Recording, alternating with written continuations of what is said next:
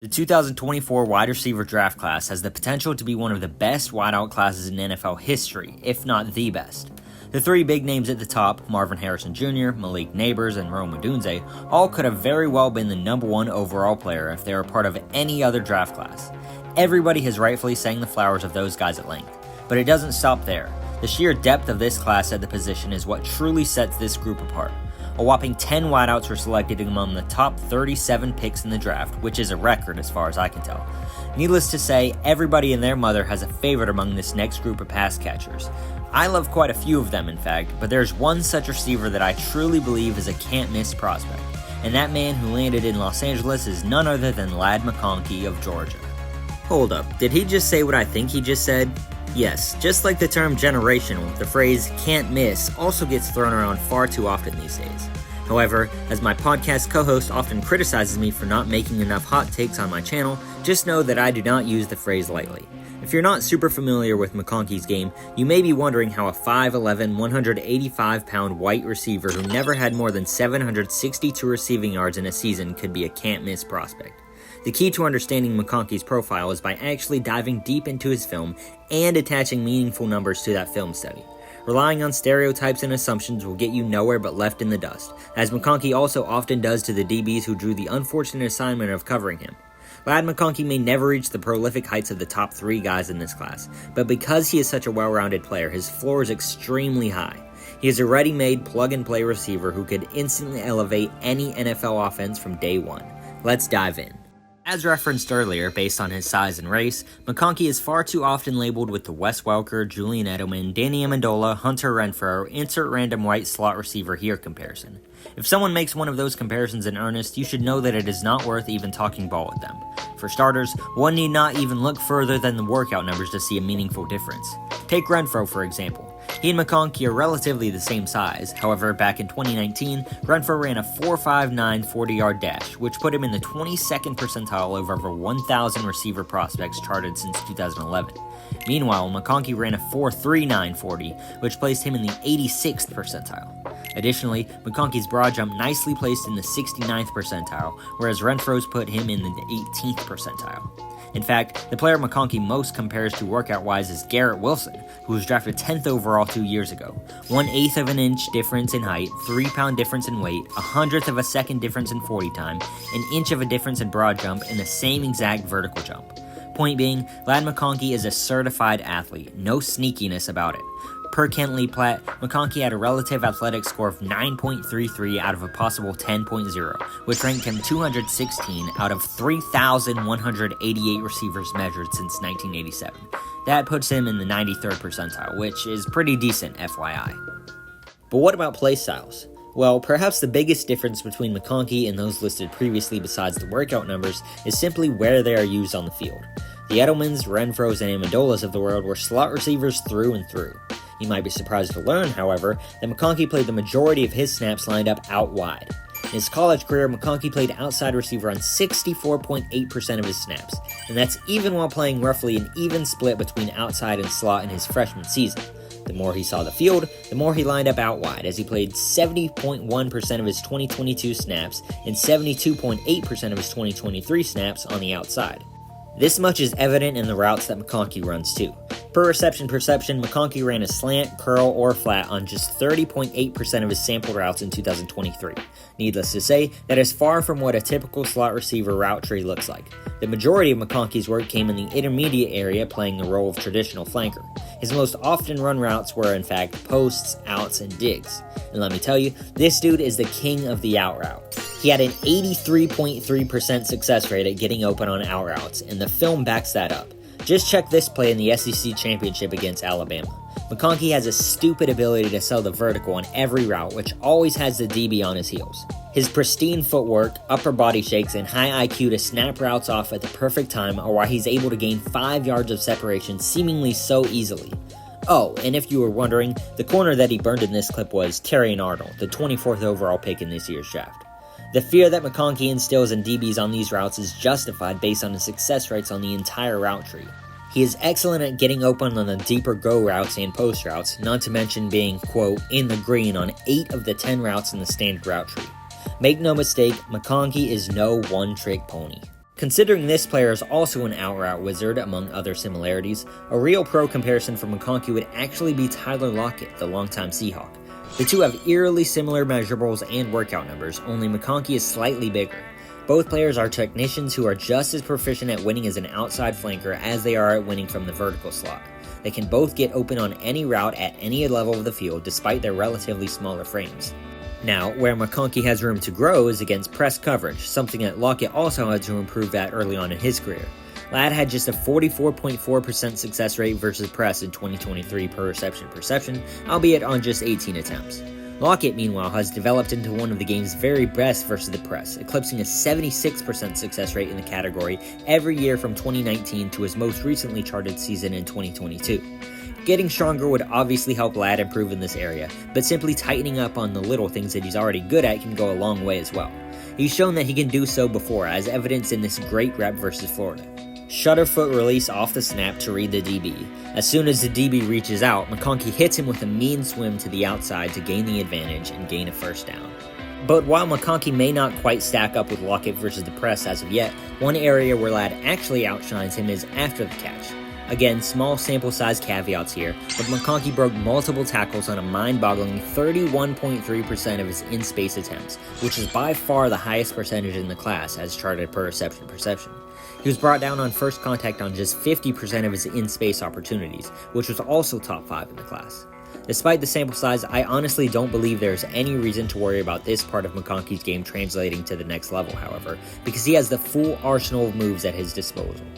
Missouri reads this bubble the entire way as Ladd goes into motion, in prime position to blow up the play behind the line until spin move all the way down the sideline for a nearly 20-yard gain. McConkey is just such an explosive threat because he combines the ability to get open thanks to his precise route running with his ability to separate even further after the catch with his strong change of direction, as evidenced here versus Florida. When watching plays like this, a comparison to another receiver who used to wear the number 84 jumps off the screen, the former Pittsburgh Steeler who shall not be named. Some of the top draft analysts in the game, like Mike Renner and Dane Brugler, have also made this comparison, and once you think about it, it's hard not to see it. It must be stated for the slow folks out there, comparing a player to a Hall of Famer does not mean you're saying he will also be a Hall of Famer. You're merely comparing playstyles. That said, this playstyle implies that a player has a very high floor and a high ceiling. Despite not timing out on the gun as one of the league's fastest receivers, AB's greatest strength was that he could beat any DB by going from full speed to a complete stop quicker than any other receiver. He could vary his speeds to such a degree that he always had the DBs guessing because he could stop or change directions at any given time with zero warning. McConkey has that same exact factor to his game, except he actually did time out well at the combine. Do with that information what you will. This touchdown versus Tennessee in 2022 is the perfect example of what I'm talking about. The breakdown at the top of the route is so believable that the DB immediately jumps it, assuming McConkey's running an out. McConkey then instantly shifts back into full gear with his real deep speed, giving him a solid 5 yards of separation. I've never felt more like LeBron James than while watching plays like this, which simply make me yell. This out-and-go route versus Ole Miss is a near carbon copy of the one versus Tennessee, but McConkey also shows off some of those AB-esque moves after the catch to get a yard away from the end zone. When you really look into the film, you will see that McConkey more compares to players like the aforementioned number 84 and Tyler Lockett, and other guys like Emmanuel Sanders, Doug Baldwin, and Stephon Diggs, rather than the usual lazy stereotypes. It's those smaller receivers who can still win on the outside against any coverage because they're great athletes and they have the technical aspects down to a T. Probably the most indicative sign of good receiver play is the ability to get open consistently versus both man and zone coverage. The previously mentioned wideouts all excelled at this, and it should be no secret based on the natural flow of these things that McConkey also thrived versus both types. He finished above the 80th percentile in success rate versus both man and zone coverage, with rates of 74.6 and 83.3 respectively per reception. Those rates are among the best in the draft class.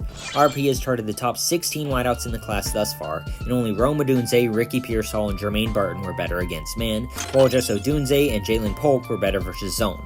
So yes, that means McConkey finished ahead of Marvin Harrison Jr. and Malik Nabers in both categories, among other receivers like Adonai Mitchell and Brian Thomas Jr. This also means that only Odunze and McConkey finished among the top 5 in both categories. Of course, we must address the caveats. McConkey played limited snaps in 2023 due to injuries and the rotating snap share that Georgia employs, so his workload was not as heavy as some of those other guys, but it is still impressive regardless.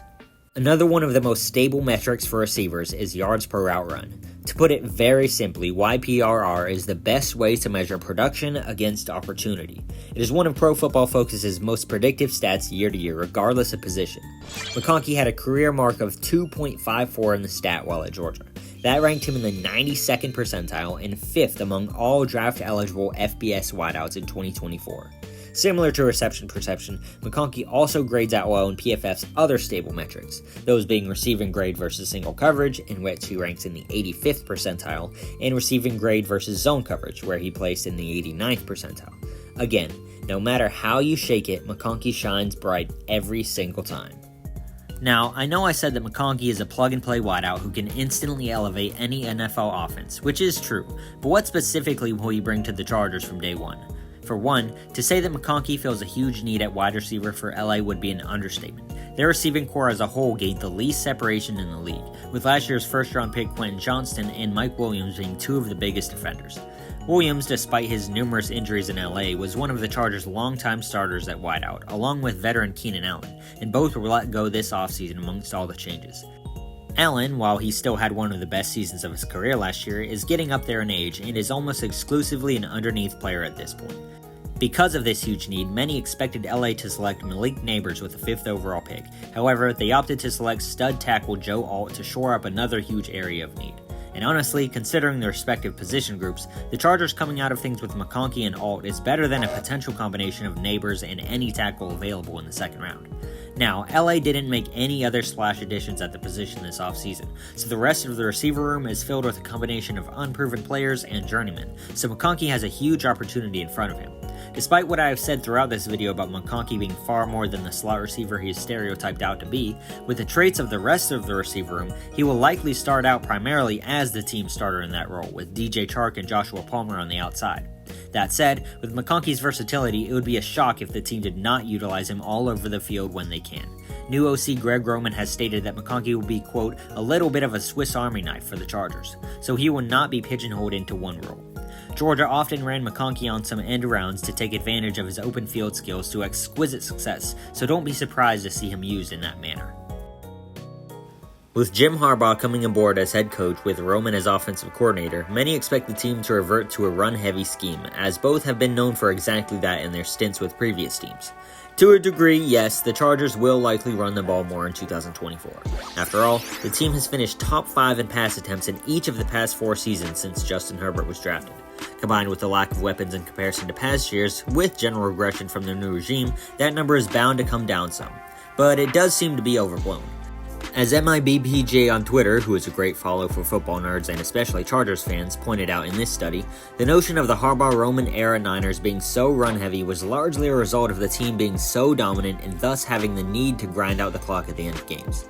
Additionally, the offenses that these guys ran always had a huge rushing threat at QB, i.e. Colin Kaepernick, Lamar Jackson, and even Tyrod Taylor, which does play a part. All this is to say that there will be a good middle ground between the Chargers of the past couple years and the run-heavy assumptions that are going all about. Side note, however, despite his size, Ladd is a very willing blocker with good fundamentals, as Georgia often put him in condensed formations on short yardage run plays, so when the Chargers do run the ball, the man can hold his own. McConkey will have his chances to get the ball though, and that will be especially true if he plays in the slot as expected, ironically enough, and if Herbert plays in a similar style he has the past 2 years. While Herbie entered the NFL as the deep ball king, that has changed for various reasons. He ranked 11th in rate of throws 20-plus yards downfield last year at 12.1, and that rate was even lower the year prior at 9.7%. A whopping 45.6% of his passes were thrown in the 0 to 9 yard range last season. Receivers failing to get open, offensive line not giving him any time, and Herbert simply becoming more safe have all contributed to this. Herbert's phenomenal chemistry with Keenan Allen also undeniably played a huge part. You do see where I'm going with all this, right? Ladd McConkey will be Justin Herbert's security blanket.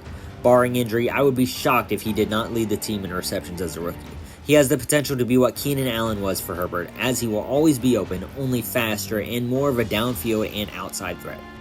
Take it with a grain of salt if you will, but as of writing this is all held up in camp, as McConkey has received only rave reports. but this should have all been expected. Considering his ability to get open with ease at any level of the field against any coverage, his good hands, and his elite after-the-catch skills, it is not a matter of if Ladd McConkey will be a star, but when. I've got my money on very soon.